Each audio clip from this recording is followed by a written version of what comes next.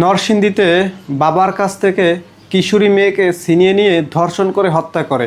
এর সাথে জড়িত স্থানীয় বিএনপির নেতাকর্মীরা এবং মেম্বার।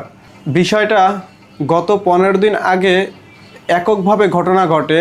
কিশোরী মেয়ে আমেনা যখন কর্মস্থান থেকে ফিরে আসে, বাড়িতে আসার পথে কিছু বকাটে ছেলেপেলে 5-6 জন মিলে নুরার নেতৃত্বে মেয়েটাকে ধর্ষণ করে। ধর্ষণ করার মেয়েটির বাবা যখন বিচারের দাবিতে স্থানীয় মেম্বার এবং ইউনিয়নের সহসভাপতির কাছে যায়, তখন তারা ধর্ষকের কাছ থেকে টাকা খেয়ে ব্যাপারটা ধামাচাপা দেওয়ার চেষ্টা করে এবং মেয়ের বাবাকে হুমকি ধুমকি দেওয়া হয় তারা যেন এলাকা ছাইরা চলে যায়।